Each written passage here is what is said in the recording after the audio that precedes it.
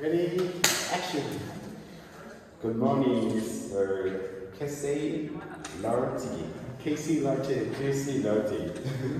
This is a French accent because I'm from a French-speaking country. Okay. Yeah. But you might say it more accurately than I do. Of course. I am an international student here at Sunmoon University, majoring in the interdisciplinary major. Okay. So I would like to ask you a few questions. Okay. Yeah.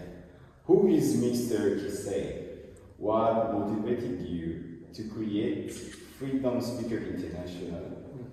And wait, too many questions. I can only answer one at a time. Who is Casey Lartigue? Well, that depends on who you ask. Yeah, so if you ask people, for example, in the educational freedom movement, then I'm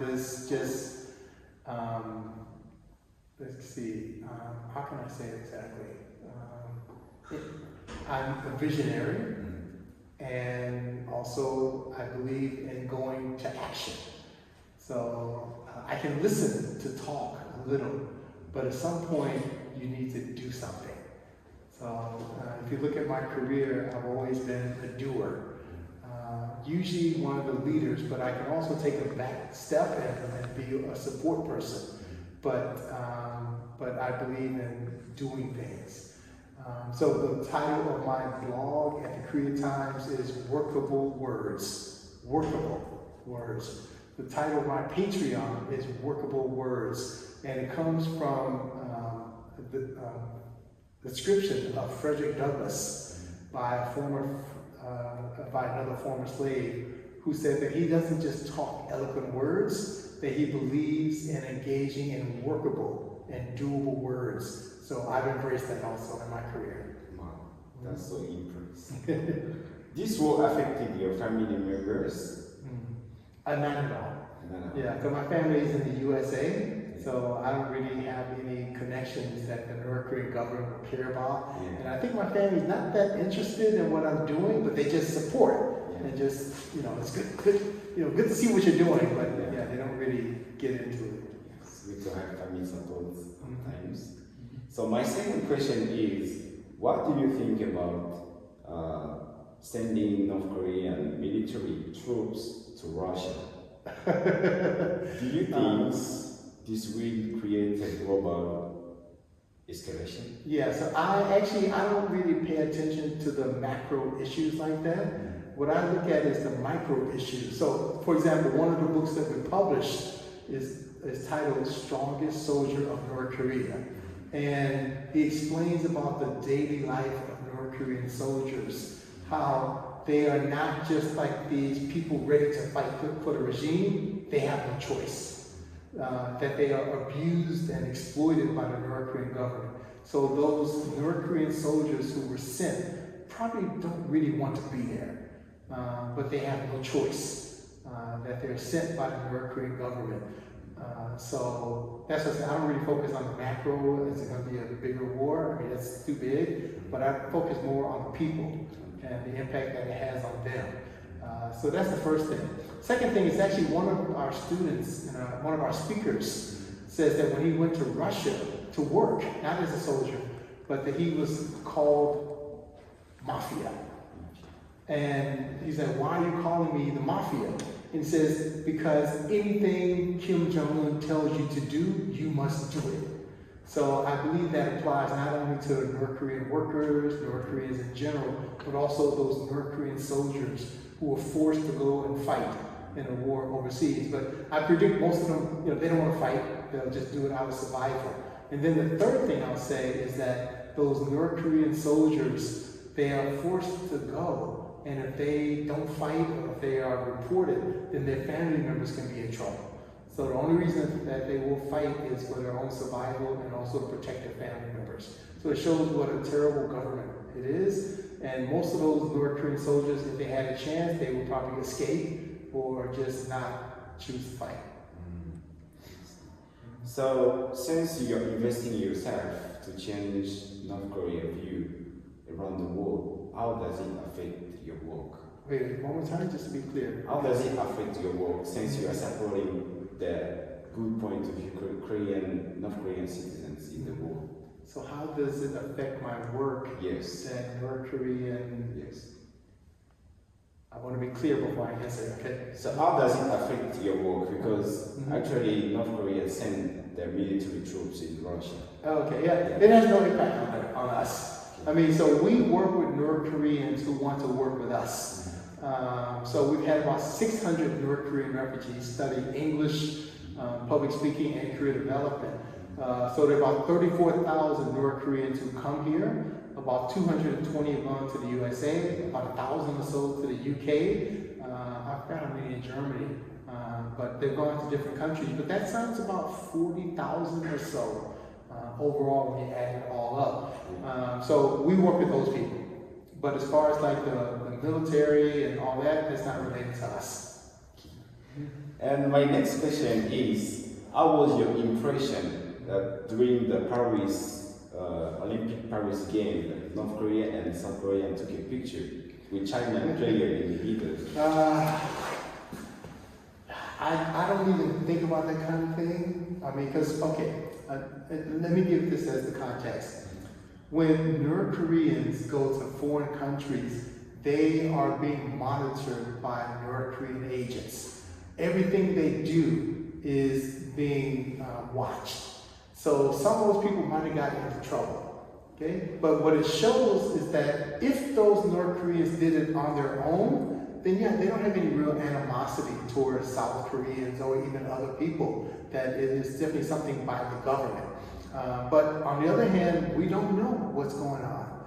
That could have been something planned by the North Korean government to show that they're more open. So I try not to analyze anything about North Korea based on the news.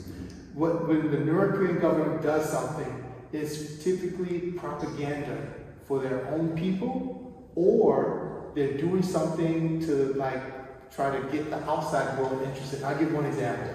So like people are speculating who will be the next leader of North Korea. Okay? So some people say maybe it'll be Kim Jong-un's sister, Kim Jong-un, I guess the name. Okay, maybe it'll be his sister. Maybe it will be his daughter. Okay. I don't believe we can trust anything. The next leader of North Korea probably is not known now. The North Korean government doesn't reveal its inside information. It's really secret and important information. So that's why when I see that kind of photo, kind of activities, I don't trust any of it. Okay? Because, I mean, they have a long-term goal, long-term plans, not just snapshot at the moment. Okay? They're thinking 2-3 decades ahead. Okay? So one way to think about it is that since the North Korean government came into existence in 1948, there have been 3 leaders. During that time, there have been about 15 US presidents. There have been about 15 prime ministers of the UK. Okay? In the West, they have to think about the next election.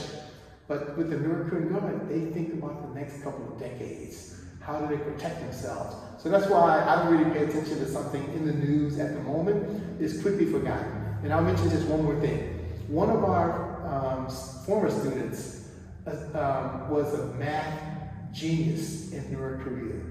He went to Hong Kong for one of those math Olympics or whatever, and he escaped during that time. Okay? It took him years of planning, and also his family planning for him to escape.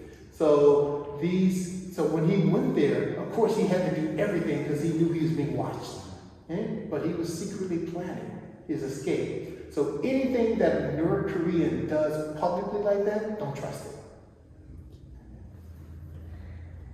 The next question is, what has been the most rewarding parts of working with North Korean de facto? So what has been the most rewarding part? Rewarding, okay. Yes.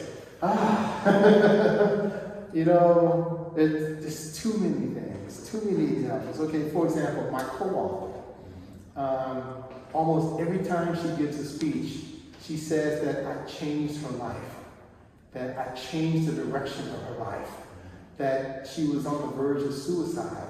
Now she's an author, she's a speaker, people around the world try to contact her. So she just says that she is a different person now. Youngmi Park, who I work with again, she gave an international speech that's been seen by so many people. In her case, she also says that I changed her life. That before she met us, what she says is that she came out of the darkness, and we were some of the main people. But she says that I'm the one who changed her life. And I love the way she says that I believed in her and other North Korean refugees before they believed in themselves. And so the point is that being able to work with North Korean refugees on a daily basis, to hear the nice things that they say about us, how much they trust us. Oh my goodness, you know what? One of the North Korean refugees, Sharon John, that we just published her book, we did not sign a contract with her until 12 days before we published the book. And then I'm like, wait a second, what author waits 12 days until they're going to publish their book? And she says, I trust you. Yeah, so Eungu asked her, FSI co-founder Eungu Lee asked her in Korean, because I wanted to know, why did you wait until then? Even then, she did not ask us for a contract. She just believes in us. Yeah, so we've had so many examples like that. We used to keep track of testimonials, but just got to be so many that it's like no one's going to read them. There's just so many. So being able to work with them directly, the things that they say, number one. Number two, to see the development. That when they first start with us, again, some of them start at the ABC level, and then they become public speakers, seeing them gain confidence in themselves. So all those things, I mean, are just rewarding. So you're kind of Korean people in your spirit. Well, I'm not going to say that. And for the last question, what was your view of North Korea citizen before you met them? I have no impression of anybody in advance. Yeah. I mean, I've met so many different kinds of people from around the world that who knows? So I don't know what the person is like before I meet, him or her. So he or she. So I have no particular impression. And in fact, that's one of the good things about a lot of our volunteers. They don't have any kind of an impression of North Korean refugees in advance. Whereas, I'm not trying to criticize, but a lot of South Koreans will already have some notions about what North Koreans are, that maybe they're not good, maybe they're communists, whatever kind of thing. But in my case, I just take each person as an individual. Now we've had about 600 North Korean refugees study with us. How can I have an impression of anybody in advance? And there's so many people, to deal with one-to-one. So I have no impression in advance. Now, what I've seen from them is, they're people. I mean, some of them are really good, some of them are not good, some of them are great and trustworthy, and some of them are liars, I mean, they're people, just like everybody else. So, yeah, so we just take them as people.